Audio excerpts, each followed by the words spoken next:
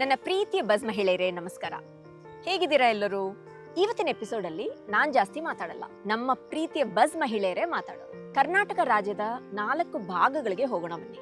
ಹೇಗೆ ಈ ಮಹಿಳೆಯರೆಲ್ಲರೂ ನನ್ನ ಟೀಮ್ ಜೊತೆ ಟ್ರೈನಿಂಗ್ ಪಡ್ಕೊಂಡು ಹೇಗೆ ಅವ್ರು ತಿಳ್ಕೊಂಡ್ರು ಫಸ್ಟ್ ಟ್ರೈನಿಂಗ್ ಬಗ್ಗೆ, ಮತ್ತೆ ಟ್ರೈನಿಂಗ್ ಆದ ನಂತರ ಅವ್ರ ಜೀವನ ಹೇಗೆ ಬದಲಾಯಿತು, ಆ ಪಡ್ಕೊಂಡಿರೋ ಟ್ರೈನಿಂಗ್ ಅನ್ನ ಹೇಗೆ ಅಳವಡಿಸ್ಕೊಂಡ್ರು, ಇದನ್ ಬಗ್ಗೆ ತಿಳ್ಕೊಳ್ಳೋಣ ಬನ್ನಿ.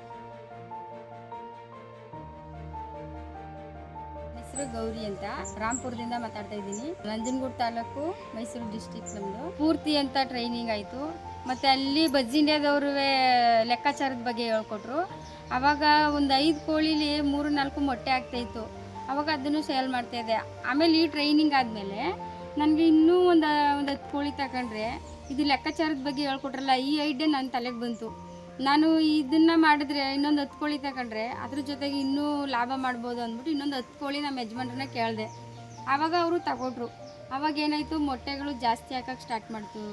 ಒಂದು 10, ಒಂದಿನ 5 ಆ ಥರ ಇಕ್ಕೋಕ್ಕೆಲ್ಲ ಸ್ಟಾರ್ಟ್ ಮಾಡ್ತು. ಆವಾಗ ಮೊಟ್ಟೆ ಎಲ್ಲ 25 ರೂಪಾಯಿ ಜಾಸ್ತಿ ರೈಟ್ ಆಯ್ತಲ್ಲ, 25 ರೂಪಾಯಿಗೆಲ್ಲ ಸೇಲ್ ಮಾಡ್ತಾಯಿದ್ದೀವಿ. ಮತ್ತು ಹುಂಜಗಳಿಗೆ 700, 800, 1000 ರೂಪಾಯಿದವರೆಗೂ ನಾನು ವ್ಯಾಪಾರ ಮಾಡ್ತಾಯಿದ್ದೀನಿ. ಇದರಿಂದ ಕಲ್ತಿದ್ದೀವಿ, ನಾವು ಲೆಕ್ಕಾಚಾರದ ಬಗ್ಗೆನೂ ಕಲ್ತಿದ್ದೀವಿ. ಬಜ್ ಇಂಡಿಯಾದವರು ಸ್ಫೂರ್ತಿ ಟ್ರೈನಿಂಗ್ ಕೊಡ್ತಾವ್ರೆ, ಇನ್ನೂ ನಡೀತಾನೆ ಇದೆ. ಹಂಗಾಗಿ ನನಗೆ ಒಳ್ಳೆ ಹೆಲ್ಪ್ ಆಯಿತು. ನನ್ನ ಹೆಸರು ಶಿಲ್ಪಾ ಅಂತ. ನಾನಿರೋದು ಒಂದು ಹಳ್ಳಿನಲ್ಲಿ, ಅದು ಬುಗುತ್ಕಳ್ಳಿ ಅಂತ ಒಂದು ಗ್ರಾಮ. ನನ್ನ ಲೈಫಲ್ಲಿ ತುಂಬಾ ಚೇಂಜಸ್ ಆಗಿದೆ. ಮೊದಲನೇದಾಗಿ ನಾನು 5 ಸ್ಫೂರ್ತಿ ತರಬೇತಿನೂ ಕೂಡ ನಾನು ಪೂರ್ತಿ ತೊಗೊಂಡಿದ್ದೀನಿ. 5 ಸ್ಫೂರ್ತಿ ತರಬೇತಿನೂ ಕೂಡ ನಾನು ಅಟೆಂಡ್ ಮಾಡಿದ್ದೀನಿ. ಅದರಲ್ಲಿ ನನ್ನ ಲೈಫಲ್ಲಿ ತುಂಬಾ ಬದಲಾವಣೆ ಆಗಿದೆ. ಅದರಲ್ಲಿ ಮೊದಲನೇದಾಗಿ ಸಂವಹನ ಮತ್ತು ಸ್ವಯಂ ಅರಿವು ಮೂಡಿಸುವಿಕೆ, ಸಂವಹನ ಒಂದು 2ನೇದು ತರಬೇತಿ ಇದೆ. 3ನೇದು ಮಾದರಿ ಗ್ರಾಮ ಅಂತ ಇದೆ. ಅದಾದಮೇಲೆ ಸಿಚುವೇಶನ್ ತಕ್ಕನಂಗೆ ನಾವು ಯಾವ ರೀತಿ ಒಬ್ಬರ ಹತ್ರ ಇದು ಮಾಡ್ಕೋಬೇಕು, ಅದೆಲ್ಲ ಪ್ರತಿಯೊಂದು ನಾನು 5 ತರಬೇತಿಗಳನ್ನ ನಾನು ತೊಗೊಂಡಿದ್ದೀನಿ. ಅದರ ಫಸ್ಟ್ ನನ್ನ ಬಗ್ಗೆ ನಾನು ಕಾಳಜಿನ ವಹಿಸ್ಕೊಂಡು ನನ್ನ ಬಗ್ಗೆ ಏನು ಅಂತ ನಾನು ಫಸ್ಟ್ ತಿಳ್ಕೊಂಡಿದ್ದೀನಿ. ಅದರಿಂದ ನನ್ನ ಲೈಫಲ್ಲಿ ತುಂಬಾ ಬದಲಾವಣೆಗಳಾಗಿದೆ. ನನ್ನ ಫ್ರೆಂಡ್ಸ್ಗಳಿಗೂ ಕೂಡ ನಾನು ಅವಾಗವಾಗ ಹೇಳ್ತಾ ಇರ್ತೀನಿ, ಈ ಥರ ನಾನು ತರಬೇತಿ ತೊಗೊಂಡಿದ್ದೀನಿ, ನಂತರ ನಾನು ನಿಮ್ಮ ಲೈಫಲ್ಲಿ ಕೂಡ ತುಂಬ ಚೇಂಜಸ್ ಆಗಲಿ ಅಂತ ಕೂಡ ಹೇಳಿದ್ದೀನಿ. ಅಂದರೆ ಆವಾಗ ನಾವು ಇದ್ದಿದ್ದು ಒಂದು ಶೆಡ್ಡಲ್ಲಿ ಇದ್ದಿದ್ದು. ಆವಾಗ ನಾನು ಅಷ್ಟೊಂದು ತಲೆ ಕೆಡಿಸ್ಕೊಂಡಿರಲಿಲ್ಲ. ಈ ಫಸ್ಟ್ ಬಂದು ಯಾವಾಗ ಅಂಗನವಾಡಿಲಿ ಫಸ್ಟ್ ನಮಗೆ ಬಂದು ತರಬೇತಿಯನ್ನು ಕೊಟ್ಟರು, ಆವಾಗಿಂದ ನನ್ನ ಲೈಫಲ್ಲಿ ಚೇಂಜಸ್ ಆಗಿದೆ. ಅದರಲ್ಲಿ ಸ್ಫೂರ್ತಿ ತರಬೇತಿ ತೊಗೊಂಡ್ಮೇಲೆ ನನ್ನದೇ ಆದಂಥ ಒಂದು ಸ್ವಂತ ಮನೆ ಅಂತ ಕಟ್ಕೊಂಡಿದ್ದೀನಿ. ನನ್ನ ಲೈಫಲ್ಲಿ ತುಂಬ ಚೇಂಜಸ್ ಆಗಿದೆ. ನನ್ನ ಮಕ್ಳುಗಳಿಗೂ ಸುಧಾ ಏನು ಫ್ಯೂಚರ್ ಏನು ಮಾಡ್ಬೋದು, ಮುಂದೆ ಏನು ಇದು ಮಾಡ್ಬೋದು, ಅದಕ್ಕೆ ಇವಾಗಲಿಂದಲೇ ಕಾರ್ಯಕ್ರಮಗಳನ್ನ ಕೈಗೊಂಡಿದ್ದೀನಿ. ನನ್ನ ಹೆಸರು ಭಾಗ್ಯ. ನಮ್ಮೂರು ಹೊಸಹಳ್ಳಿ, ಇಕ್ಕಿರಾಂಪುರ ಪಂಚಾಯತಿ, ಕೊರಟಗೆರೆ ತಾಲೂಕು, ತುಮಕೂರು ಡಿಸ್ಟಿಕ್ಕು. ನಾನು ಚಿಕ್ಕದಾಗ ಒಂದು ಪೆಟ್ಟಿ ಅಂಗಡಿ ಇಟ್ಕೊಂಡಿದ್ದೀನಿ. ನಾನು ಬಜ್ಜು ತರಬೇತಿಗೆ ಹೋಗಿದ್ದೆ, ವ್ಯಾಪಾರ ತರಬೇತಿಗೆ ಹೋಗಿದ್ದೆ ಬಜ್ ಸಂಸ್ಥೆಯಲ್ಲಿ. ಅಲ್ಲಿ ಆದಾಯ ಎಷ್ಟು ಮಾಡಬೇಕು, ಖರ್ಚು ಎಷ್ಟು ಮಾಡಬೇಕು, ಮತ್ತು ವ್ಯಾಪಾರ ಹೆಂಗೆ ಮಾಡಬೇಕು ಅನ್ನೋದನ್ನು ತಿಳಿಸ್ಕೊಂಡು ಕೊಟ್ಟರು ನನಗೆ. ಮತ್ತು ನಾನು ಮನೇಲಿ ಬಂದು ಯೋಚನೆ ಮಾಡಿದೆ, ನಾನೇಕೆ ಸ್ವಂತ ಬಿಸ್ನೆಸ್ ಮಾಡಬಾರ್ದು, ತರಕಾರಿ ಎಲ್ಲ ಇಟ್ಕೊಂಡು ಮತ್ತು ಹಂಗೆ ಇಟ್ಕೊಂಡು ಇದು ಮಾಡಬಾರ್ದು ಅಂತ ಯೋಚನೆ ಮಾಡಿ ನಮ್ಮ ಮನೆಯವ್ರ ಹತ್ರ ಮಾತಾಡ್ಬಿಟ್ಟು ನಾನು ಚಿಕ್ಕದಾಗಿ ಅಂದರೆ ಟಾರ್ಪಲ್ ಹಾಕೊಂಡು ಮೇಲೆ ಕೆಳಗಡೆ ಒಂದು ಕಲ್ಲು ಹಾಕೊಂಡು ಅದ್ರ ಮೇಲೆ ಸ್ವಲ್ಪನೇ ತರಕಾರಿಗಳನ್ನು ತರಕಾರಿ ಸೊಪ್ಪುಗಳನ್ನು ಇಟ್ಕೊಂಡಿದ್ದೆ. ಆಮೇಲೆ ಬಿಸಿಲು ಒಣಗೋಗುತ್ತೆ, ಮಳೆಗೆ ನೆನೆಯುತ್ತೆ ಅಂತ ಹೇಳ್ಬಿಟ್ಟು ನಾನೇನು ಮಾಡಿದೆ, ಒಂದು ಪೆಟ್ಟಿಗೆ ಅಂಗಡಿ ಕಟ್ಟಿಸ್ಕೊಂಡೆ.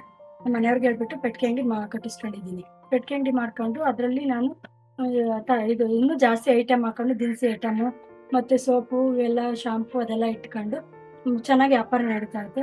ಆದಾಯ ಎಷ್ಟು, ಖರ್ಚು ಎಷ್ಟು ಅಂತ ನನಗೆ ಗೊತ್ತಾಗ್ತಾ ಇತ್ತು. ಇವಾಗ ಯಾವ ಥರ ಉಳಿಸ್ಬೇಕು, ಯಾವ ಥರ ಖರ್ಚು ಮಾಡಬೇಕು ನನಗೆ ಅಂತ ಹೇಳ್ಬಿಟ್ಟು ನನಗೆ ಗೊತ್ತಾಗ್ತಾ ಇತ್ತು. ನಾನು ಕೂಲಿ ಕೆಲಸಕ್ಕೆ ಹೋಗ್ತಾ ಇದ್ದೆ, ಹೊಲದ ಕೆಲಸಕ್ಕೆ, ಕಳೆ ಕೀಳಕ್ಕೆ ಹೋಗ್ತಾ ಇದ್ದೆ ನಾನು ಮುಂಚೆ. ಆಮೇಲೆ ಮತ್ತು ನಾನೇ ಸ್ವಂತ ಯಾಕೆ ಅಂಗಡಿ ಇಟ್ಕೊಬಾರ್ದು ಅಂತ ಹೇಳ್ಬಿಟ್ಟು ಯೋಚನೆ ಮಾಡಿಬಿಟ್ಟು ಅಂಗಡಿ ಇಟ್ಕೊಂಡು ಚೆನ್ನಾಗಿ ವ್ಯಾಪಾರ ಆಗ್ತಾಯಿತ್ತು. ನನಗೆ ಖರ್ಚು ಎಷ್ಟು ಮಾಡಬೇಕು, ಎಷ್ಟು ಉಳಿಸ್ಬೇಕು ಅನ್ನೋದು ನನಗೆ ಅವ್ರಿಗೆ ಗೊತ್ತಾಗ್ತಾ ಇದೆ. ಬಸ್ ತರಬೇತಿಗೆ ಹೋದ್ಮೇಲೆ ನನಗೆ ತುಂಬ ಉಪಯೋಗ ಆಯಿತು. ಅದರಿಂದ ಇದೇ ಥರ ತರಬೇತಿ ಹೆಣ್ಮಕ್ಳಿಗೆ ನಮ್ಮ ಸಮಾಜದಲ್ಲಿ ತುಂಬ ಸಿಗಲಿ ಅಂತ ಹೇಳ್ಬಿಟ್ಟು ನಾನು ಹಾರೈಸ್ತಾ ಇದ್ದೀನಿ. ಎಲ್ರಿಗೂ ನಮಸ್ಕಾರ. ನಾನು ಪುಷ್ಪಾವತಿ ಹಿರೇಮಠ ಅಂತೇಳಿ, ನಾನು ಬಸಾಪುರ ಗ್ರಾಮ ಪಂಚಾಯತಿಯಲ್ಲಿ ಬರುವ ಬೊಮ್ಮಗಟ್ಟಿ ಗ್ರಾಮದವರು. ನಮ್ಮೂರಲ್ಲಿ ಒಂದು ಗಾಡಿ ಬಂದಿತ್ತು ಅಂಗನವಾಡಿ. ಅಲ್ಲಿ ಅವ್ರು ನಮ್ಮ ಟೀಚರ್ ಕರೆ ಬಂದರು, ಅಷ್ಟು ಜನ ಹೆಣ್ಮಕ್ಳನ್ನ ಕರೆದು ಒಂದು 50 ಜನ ಸೇರಿಸಿದ್ರು. ಅದರಲ್ಲಿ ನಮಗೆ 2 ದಿನ ಟ್ರೈನಿಂಗ್ ಕೊಟ್ಟರು. ಮೊದಲನೇ ದಿನ, 2ನೇ ದಿನ. ಅದರಲ್ಲಿ ಸರ್ ಬಂದು ಟ್ರೈನಿಂಗ್ ಕೊಟ್ಟಾಗ ಸಾಲ ತಗೊಳ್ಳೋದು ಹೆಚ್ಚು ಮಾಡಬಾರ್ದು, ಖರ್ಚು ಕಡಿಮೆ ಮಾಡಬೇಕು, ವ್ಯಾಪಾರನ ಹೇಗೆ ಮಾಡಬೇಕು, ಉಳಿತಾಯನ ಎಷ್ಟು ಚೆನ್ನಾಗಿ ಮಾಡಬೇಕು, ಖರ್ಚನ್ನು ಕಡಿಮೆ ಮಾಡಬೇಕು ಅಂಥೇಳಿ 2 ವಿಡಿಯೋ ತೋರಿಸಿ ನಮಗೆ ತುಂಬ ಚೆನ್ನಾಗಿ 2 ದಿನ ಟ್ರೈನಿಂಗ್ ಕೊಟ್ಟರು. ಅದರಲ್ಲಿ ಅಷ್ಟು ಜನ ಸೇರಿ ನನಗೆ ತುಂಬ ಖುಷಿ ಆಯಿತು ಗೆಳತಿ ಅಂತ ಆಯ್ಕೆ ಮಾಡಿದ್ದಕ್ಕೆ. ಗೆಳತಿ ಅಂತ ತರಬೇತಿ ಕೊಡ್ತೀವಿ 5 ದಿನದ್ದು ಅಂತ ಹೇಳಿ ನಮ್ಮನ್ನ ಬಸಾಪುರ ಗ್ರಾಮ ಪಂಚಾಯತಿ ಪ್ರತಿ ತಿಂಗಳು ಒಂದೊಂದು ದಿನ ಟ್ರೈನಿಂಗ್ ಕೊಟ್ಟರು ನಮಗೆ. ಅದರಲ್ಲಿ ಸ್ವಯಂ ಅರಿವು ಕೌಶಲ್ಯ ಬಗ್ಗೆ ನಮ್ಮಲ್ಲಿ ಏನೇ ಕೌಶಲ್ಯ ಇರ್ತವೋ ಅದ್ರ ಬಗ್ಗೆ ಹೇಳಿಕೊಟ್ರು ನಮಗೆ. ತುಂಬ ಚೆನ್ನಾಗಿ ಹೇಳಿಕೊಟ್ರು. ಅದಾದಮೇಲೆ ಸಂಘರ್ಷ ನಿರ್ಣಯ, ಉತ್ತಮವಾಗಿ ಕೇಳುವಿಕೆ, ಆಲಿಸುವಿಕೆ ಇದೆಲ್ಲ ಚೆನ್ನಾಗಿ ಹೇಳಿಕೊಟ್ರು. ಅದರಲ್ಲಿ ನಮಗೆ ಸಂಘರ್ಷ ನಿರ್ಣಯ ತುಂಬ ಇಷ್ಟ ಆಯಿತು. ಯಾಕಂದರೆ ಓಣಿಗಳಲ್ಲಿ ತುಂಬ ಜಗಳ ಆಗ್ತಿತ್ತು. ಅವನ್ನ ಹೇಗೆ ನಾವು ಸಮಾಧಾನದಿಂದ ಇದನ್ನು ಮಾಡಬೇಕು ಅಂತ ಹೇಳಿ ಒಂದು ಇದರಿಂದ ಸಂಘರ್ಷನ ನಿರ್ಣಯ ಮಾಡ್ಬೋದು ಅಂತ ಹೇಳಿಕೊಟ್ರು. ಅದಾದಮೇಲೆ ನಮಗೆ ಮತ್ತೆ ಜೇನುಗೂಡು ಸಭೆ ಅಂತ ಮಾಡಿದ್ರು. ಜೇನುಗೂಡು ಸಭೆ ಮಾಡೋಕ್ಕೆ ಹೇಳಿದರು. ನಾವು ಮಾಡಿದ್ವಿ. ನಮ್ಮ ಓಣಿಲಿ ಸ್ವಲ್ಪ ಜನ ಸೇರಿಸಿ ಸರಪಳಿಯಿಂದ ಅದೆಲ್ಲ ಜೇನುಗೂಡು ಸಭೆ ತುಂಬ ಚೆನ್ನಾಗಿ ಮಾಡಿದ್ವಿ. ನನಗೆ ತುಂಬ ಖುಷಿ ಆಯಿತು 5 ತರಬೇತಿ ನೋಡಿ. ಅದರಲ್ಲಿ ನಾನು ತುಂಬಾ ಅವಲಂಬನೆ ಮಾಡ್ಕೊಂಡಿದ್ದೀನಿ. ನಮಸ್ಕಾರ, ನನ್ನ ಹೆಸರು ಅಂಜಲಿ. ನಮ್ಮ ಮನೆಯವರು ತಿಮ್ಮಪ್ಪ. 2 ಮಕ್ಕಳಿದ್ದಾರೆ. ರಾಯಚೂರು ದೇವಿನಗರಲ್ಲಿ ವಾಸವಾಗಿದ್ದೇನೆ. ಬದ್ ಸಂಸ್ಥೆ ಕಡೆಯಿಂದ ಒಂದು ಮೀಟಿಂಗ್ ಅಂತ ಹೇಳಿ ಬಂದಿದ್ದರು.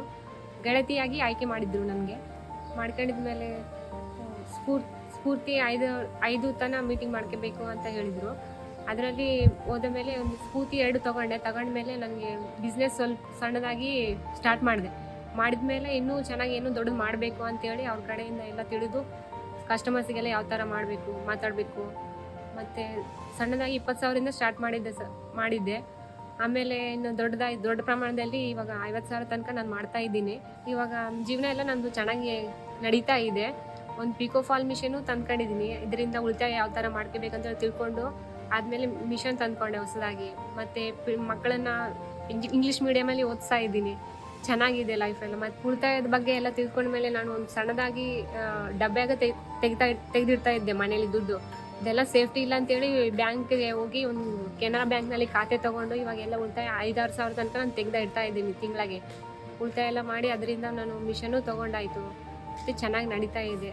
ಒಂದ್ ಕಾಲದಲ್ಲಿ ಈ ಮಹಿಳೆಯರು ನನ್ನ ಜೀವನ ಮುಗ್ದೋಗಿದೆ ಅಂತ ಅನ್ಕೊಂಡಿರೋರು ಇವತ್ತು ತಮ್ಮ ಜೀವನದಲ್ಲಿ ಏನೋ ಸಾಧಿಸಿದ್ದಾರೆ, ಮುಂದೆ ಬಂದಿದ್ದಾರೆ. ನನ್ಗೆ ಬಹಳ ಖುಷಿ ಆಗ್ತಿದೆ, ಹೆಮ್ಮೆ ಇದೆ ಈ ಮಹಿಳೆಯರ ಮೇಲೆ. ಅವ್ರು ಬರೀ ಅವ್ರ ಜೀವನದಲ್ಲಿ ಮಾತ್ರ ಅಲ್ಲ, ಅವರು ಅಕ್ಕಪಕ್ಕ ಇರೋ 100 ಮಹಿಳೆಯರ ಜೀವನನ ಕೂಡ ಬದಲಾವಣೆ ತಂದಿದ್ದಾರೆ. ಇದೇ ತರ ಮಹಿಳೆಯರು ಮುಂದೆ ಬರ್ಲಿಕ್ಕೆ, ಅವರ ಜೀವನದಲ್ಲಿ ಸಾಧಿಸಲಿಕ್ಕೆ ನಾವು ನಿಮ್ ಜೊತೆ ಇರ್ತೀವಿ. ಎಲ್ಲರೂ ಒಟ್ಟಿಗೆ ಸಾಧಿಸೋಣ. ಕರ್ನಾಟಕ ರಾಜ್ಯವನ್ನ ಒಂದು ಮಾದರಿ ರಾಜ್ಯವಾಗಿ ತರೋಣ. ಬನ್ನಿ. ಇವತ್ತಿಗೆ ಇಷ್ಟೇ.